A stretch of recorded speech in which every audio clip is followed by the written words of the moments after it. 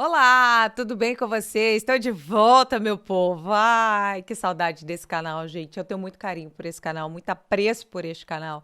Este canal que já foi grandioso, né? Não em número de pessoas, o número basicamente continua o mesmo. E para quem está chegando agora pode olhar e falar: "Ai, mas as visualizações são tão fraquinhas", sim, porque eu tive que apagar todo o conteúdo daqui, mas este canal já teve 80 mil pessoas assistindo ao vivo. Já tivemos vídeo aqui com mais de 600 mil visualizações, né? Era um canal que tinha bastante engajamento, mas foi atropelado pelo excesso de democracia, sabe como é que é, né? E aí, depois disso, nunca mais voltou. E a gente precisa fazer o quê? Bem, a gente precisa correr atrás, porque não existe almoço grátis. Então, tive que deixar, infelizmente, a internet de lado, porque para mim, sempre falei isso aqui, não é segredo para quem me acompanha. É bem desconfortável para mim, enquanto profissional da comunicação, ter que ficar pedindo para que as pessoas paguem pelo meu trabalho, né? Eu gostaria de estar aqui, poder oferecer o meu trabalho e esse trabalho ser monetizado através, por exemplo, dos anúncios que as redes sociais promovem em cima dos conteúdos que são produzidos, mas infelizmente eu perdi essa oportunidade, até hoje não sei o motivo, mas enfim, não vou ficar aqui choramingando, vamos lá, porque eu tenho um assunto e eu precisava falar com você sobre esse assunto, desabafo de uma católica ressentida, você sabe que eu sou uma pessoa católica, né? Mas eu preciso falar com você desse assunto. Eu vi um texto essa semana e aí resolvi trazer para você, por quê? Porque Portugal aprovou a proibição de burcas em locais públicos. E aí eu encontro o texto desta moça aí, né, Clara, não. Eu acho que é o sobrenome dela, né? Me lembra até aquela criança de 2 anos. Tudo que você fala para ela, fala não, não, não. Mas enfim, vamos seguir aqui para ver se tem alguma correlação, né? Enfim, essa identificação aqui que eu fiz a priori sobre a senhorita Clara, né? Com que clareza ela trata aqui deste tema que nós vamos discutir. Ela se apresenta como ilustradora, ativista, não sei de quê, e autora, também não sei de quê. Eu não conheço esta pessoa, mas nós vamos conhecer um pouquinho dela por meio deste texto, porque ela ficou muito enfesada com esse negócio da proibição das burcas. E aí, o texto dela é o seguinte: quando a discussão sobre burcas deturpa o foco do direito das mulheres em Portugal. Olhem para os fatos. E aí a gente abre o texto e procura no primeiro parágrafo sobre a violência contra as mulheres em Portugal. Bem, eu já vou avisando, não tá? Tá no último parágrafo. Depois de você ler todo o texto que nós vamos pontuar aqui, tem a informação sobre a violência contra as mulheres em Portugal. Aliás, é um tema que a gente ouve bastante falar, né? A Luana Piovani trouxe isso. Não é assim a pessoa, como que eu posso dizer, uma pessoa de extrema credibilidade para tratar de qualquer coisa, mas enfim, é, ela falou, né, que há uma proteção a agressores de mulheres, enfim. Eu já ouvi outros relatos em redes sociais. Eu não vou entrar no tema, mas eu vou usar o tema aqui, já que a moça usa isso, e o texto dela, bem, não tem como prioridade os números que ela traz, e são números que devem ser levados em consideração. E por que não combate a violência contra a mulher?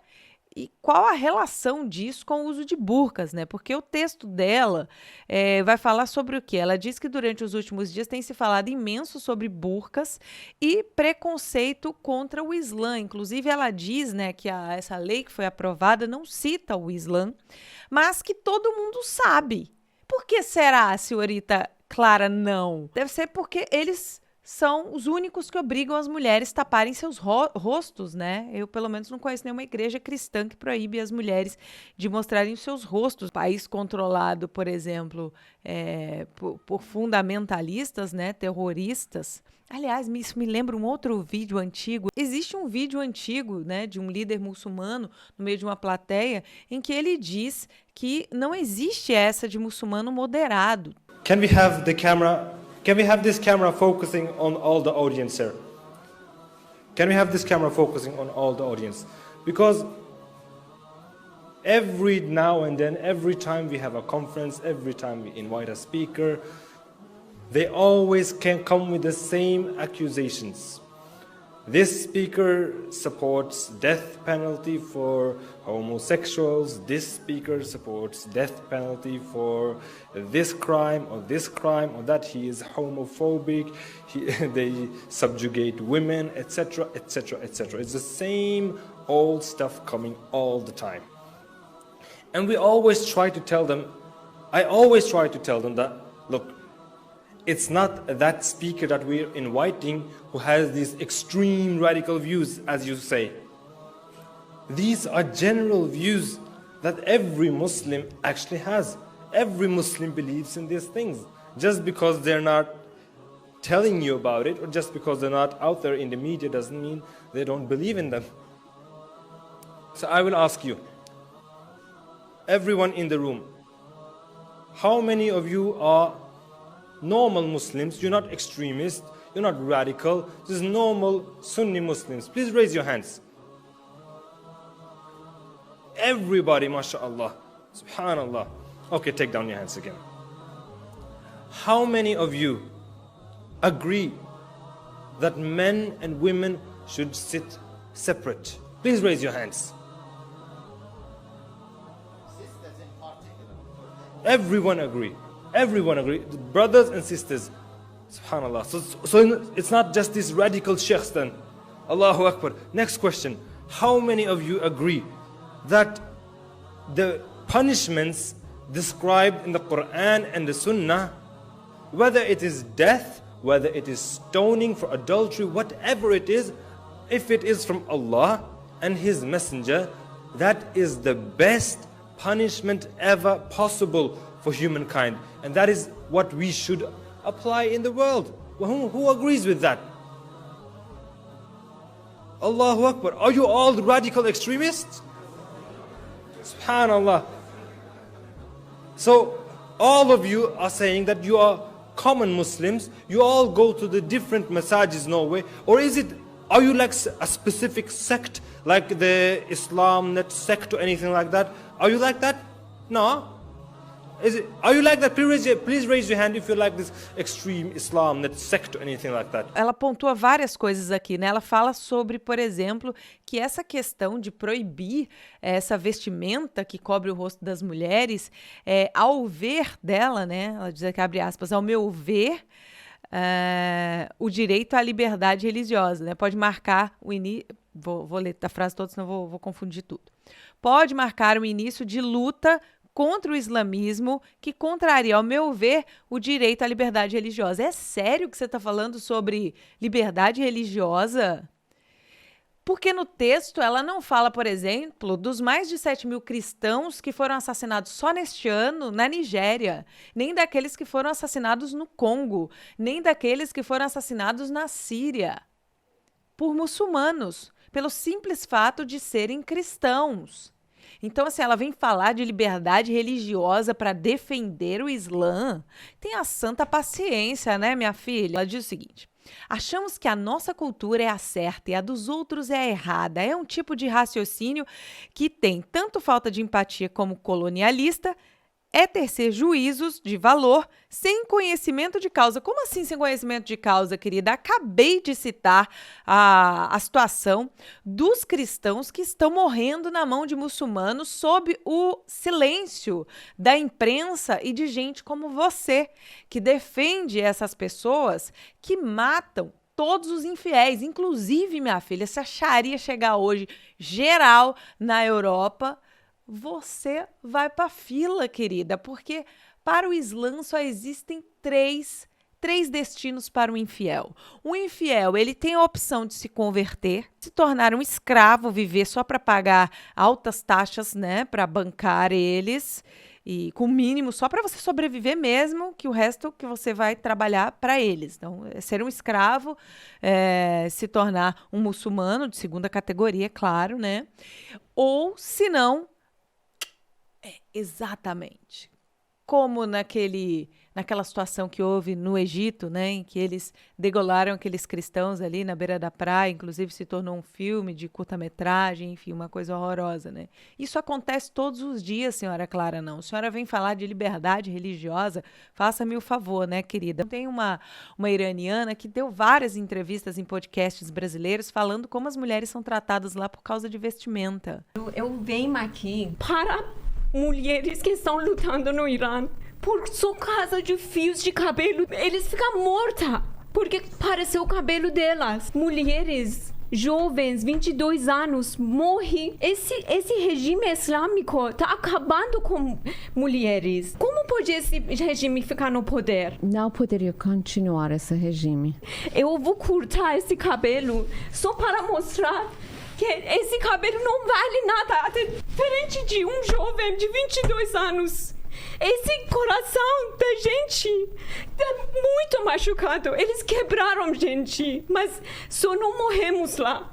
Mas várias vezes a polícia pegou, machucou, batendo gente por causa do cabelo, por causa como pareceu o meu pele, pareceu o meu corpo. Como mulher pode viver essa situação? É curioso porque as ocidentais, quando saem em defesa, inclusive, né, eu comentei um dia num post, minha gente, tem 4 meses que eu tô recebendo hater todo santo dia, e de mulheres defendendo o Islã, tá? E um dos pontos que elas colocam é, porque você nunca foi lá. Eu não tenho interesse nenhum de ir em nenhum desses países. Mas elas se colocam como, inclusive há mulheres, né, que têm familiares em países muçulmanos e que vão para lá e que são obrigadas a usar e contestam essas histéricas, né? Mas elas vão como turistas, né? E elas vão geralmente para países muçulmanos livres, né? Como Dubai, que vai para Dubai, um país livre, relativamente livre, né? Mas manda ir lá pro Irã, pro Afeganistão, vai lá, filha, vai morar lá e vai ver se você não tem que seguir a regra de lá. E aí é um outro ponto que ela fala de uma jornalista muçulmana, que a jornalista fala, olha, se continuar assim, não sei o quê, a gente vai ter que sair do país. Tchau, obrigada, né, filha? Porque assim, você vai para casa dos outros, você tem que respeitar as regras dos outros, porque é assim nos países de vocês, né? Os países muçulmanos, você tem que seguir a lei dos países. Todo lugar tem regras, mas o muçulmano não, ele quer chegar no país dos outros, fazer o que ele quer, ele é aquele convidado que chega na sua casa, abre sua geladeira, bota o pé no seu sofá, se brincar, fala assim, olha, eu tô muito cansado, você pode sair da sua cama para eu dormir na sua cama, porque eu não quero dormir no sofá. Aí vem o desabafo da católica ressentida, né? Ela diz o seguinte, vou abrir aspas aqui para esse trecho. Quando eu era criança, tendo crescido no seio de uma família tradicional e católica, ela está falando de islamismo, o texto era sobre violência doméstica, ela enfia o catolicismo no meio, mas vamos ver onde é que ela quer chegar. Quando eu era criança, tendo crescido no seio de uma família tradicional e católica, fazia muitas questões sobre religião à minha mãe, que me respondia sempre sem rodeios. Lembro-me nitidamente de ela ter me dito certa vez, abre aspas, tu és católica porque nasceste numa família católica. Se tivesses nascido numa família muçulmana, serias muçulmana. E aí ela chega aqui à conclusão, né, de que há uma imposição, né, por parte da família, uma violência de levar a religião, né, para as pessoas por meio dessa tradição. E aí ela faz alguns questionamentos. Ela vai questionar, por exemplo, o batismo de crianças, né? Por que a Igreja Católica, por exemplo, batiza um bebê sem autorização dele? Bem, minha filha, porque nós acreditamos que o batismo é pelo batismo que nos tornamos filhos de Deus. Então é óbvio que os pais querem o bem para os seus filhos, né? Isso não obriga que essa criança lá no futuro, quando ela virar adulta, que ela continue católica. E aí ela faz todo esse questionamento, ela questiona o catolicismo aqui em vários pontos, mas ela não é capaz de questionar os muçulmanos. E aí ela usa aqui, né, essa situação da mãe, né? Quer dizer, se eu tivesse nascido numa família muçulmana, eu seria muçulmana. Então, é isso. A diferença, bonitona, é que é o seguinte, se você nasce numa família católica e você cresce e resolve se tornar qualquer outra coisa, você está usando seu livre-arbítrio. Agora, se você é muçulmano e você se converte ao cristianismo, o mínimo que vai te acontecer é você ser muito perseguido. Mas em muitos casos, você vê a situação de pessoas que se convertem ao cristianismo e são assassinadas por seus pares porque se tornaram infiéis. Nasci no meio da guerra entre Irã com Iraque. Eu nasci na família muçulmana, eu já seguia tudo, eu faria jejum, eu rezava 5 vezes por dia. Se você sair da sua religião, islamismo, você vai ficar condenado pela pena da morte. Ficar aforcada, né, também no praças públicos, para Olha dar só. medo para o povo. Você nasceu da família muçulmana, você tem que seguir com isso até morrer. Então você não tem liberdade para escolher a sua religião. Enfim, gente, é uma salada, mas ela faz muitas críticas ao catolicismo, né? E aí tem uma outra parte que ela fala aqui, ó. Quando se aborda a questão de tapar o rosto, quem não cresceu com a herança cultural do islamismo, a herança cultural, tá? No catolicismo é uma imposição. Muitas vezes acaba por tecer comentários que acabam sempre no mesmo tópico, a liberdade das mulheres e o direito das mulheres. Pois é. Ela questiona, né, que as mulheres muçulmanas deveriam falar sobre isso. Mas peraí, será que as mulheres têm liberdade para realmente expor a sua opinião? Ou elas têm liberdade apenas para dizer aquilo que são permitidas?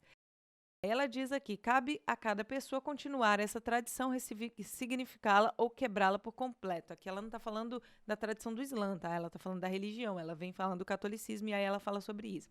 Mais uma vez, querida, essa é a diferença entre o Islã e o catolicismo.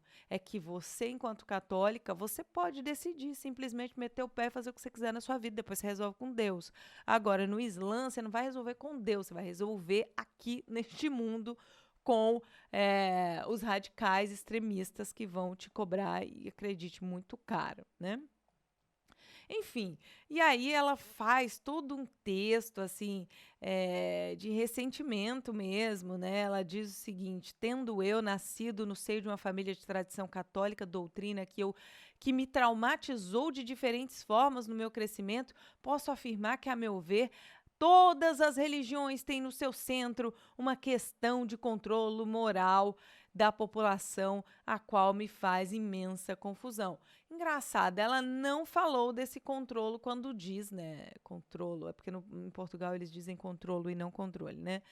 Ela não falou de todo esse controle em se tratando de muçulmana. Aliás, ela não deu nenhum exemplo, né? Ela está só preocupada com o fato de que talvez essas pessoas possam sofrer preconceito, né? Aliás, não é preconceito, né, amiga?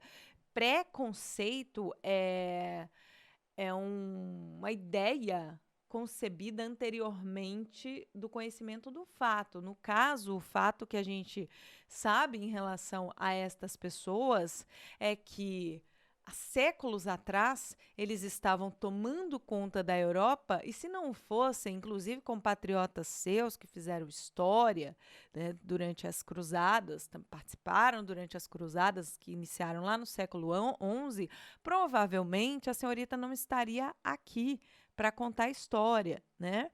Por quê? Porque essas pessoas deram seu sangue para libertar a Europa da mão desses que hoje estão dominando novamente a Europa e, como dizem muitos deles claramente, abertamente, eles vão dominar a Europa desta vez não pelas armas, mas pelo útero de suas mulheres férteis, né, que têm muitos e muitos filhos, enquanto europeias e outras mulheres ocidentais, né, nos Estados Unidos também acontece isso, no Brasil, inclusive, acontece isso, né, a redução dos filhos, né, enquanto isso eles estão procriando para dominar, para tomar conta. Mais um trecho aqui do texto dela, ela diz assim, se por um lado tenho noção da terapia que precisei para me libertar da doutrina da culpa católica, por outro lado, também sei a importância do livre-arbítrio neste caminho de fé, da religião e de como a professar. Não, minha filha, você não entendeu nada, absolutamente nada, porque você estava justamente fazendo a defesa de uma religião que não aceita a existência de outras pessoas que não façam parte ali da religião.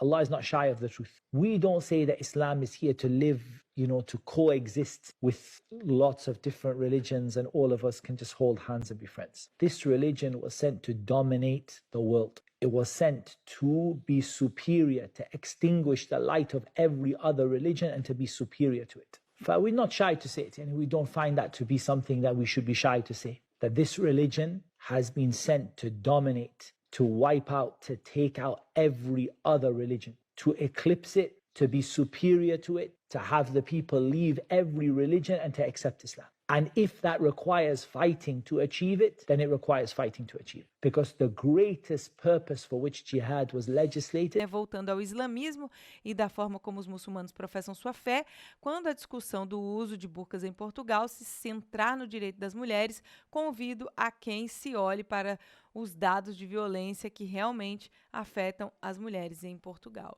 Inclusive, ela não falou em nenhum momento sobre a violência cometida contra as mulheres muçulmanas. هو ضرب يقصد به تنبيه المرأة إلى أن حياة الأسرة في خطر.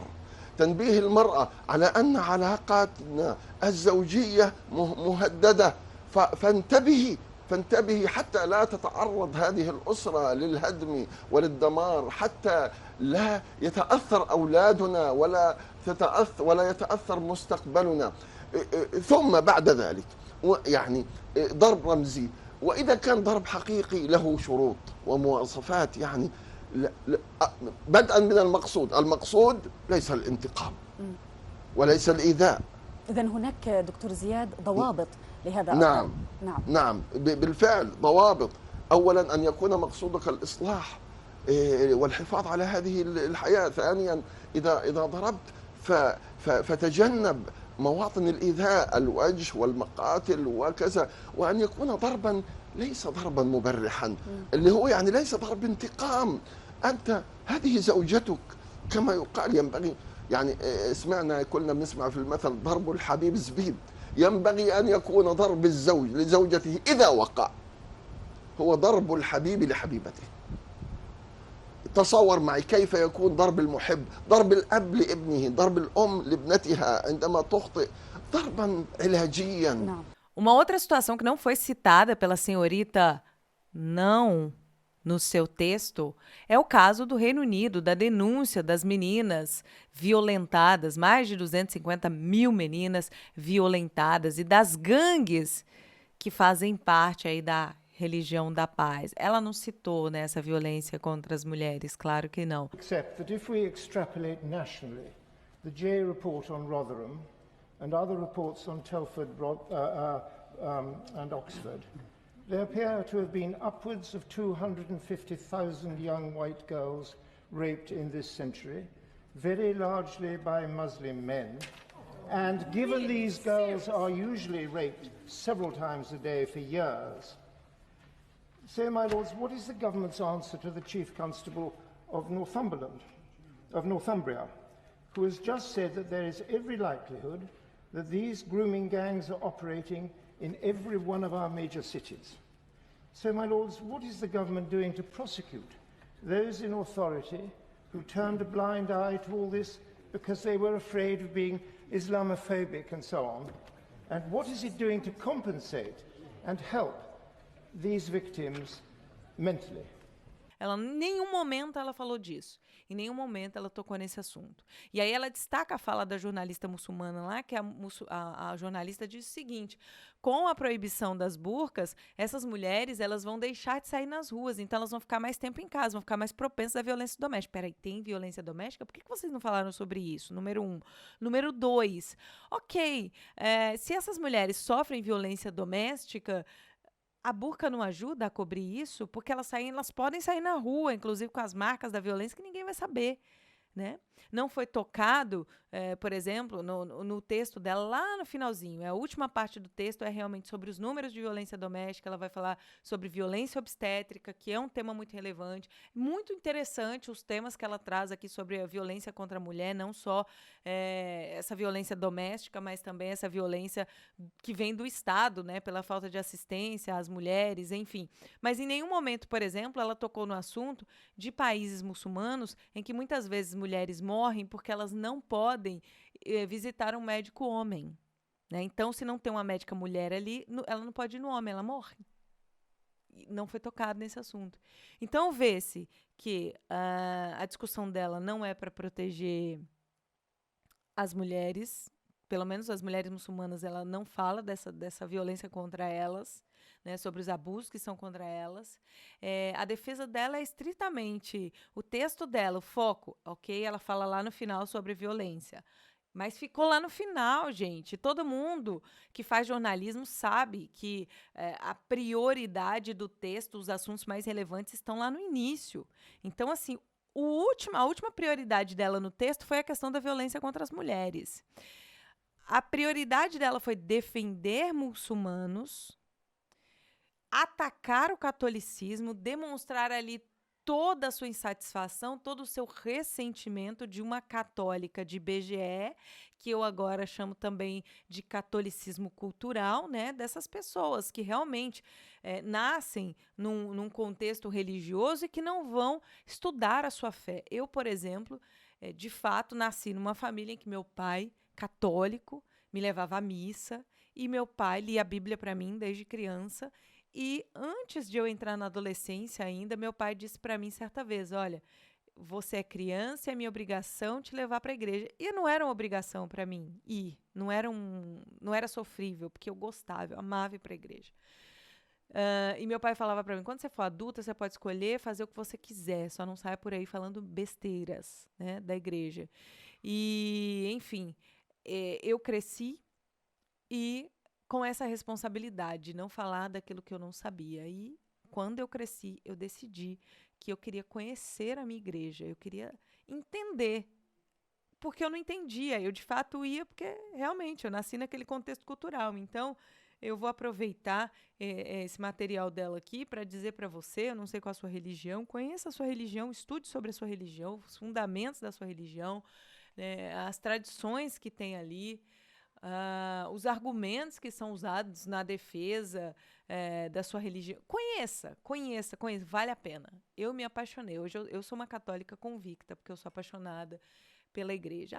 Né, mas tem pessoas... A igreja fez coisa... Não, a igreja não fez nada. Teve pessoas que erraram dentro da igreja, que erram ainda. Tem muito espírito de porco dentro da igreja. Mas, gente, quem vai peneirar isso no final das contas é Jesus. E eu não abro mão da minha igreja por isso. E lamento, né, por esse ressentimento dessa senhora. Você vê que ela usa o tema, ela, ao mesmo tempo que ela diz que a questão das burcas é usado, né, aliás, a violência contra as mulheres é usado simplesmente para proibir burcas, ela usa todo esse assunto, na verdade, para externar o seu ressentimento com o catolicismo. É isso, meu povo. Um beijo. Obrigada pela sua companhia. Eu volto, minha gente. Volto. A gente tem muita coisa para conversar. E eu volto, tá? Um abraço, até a próxima.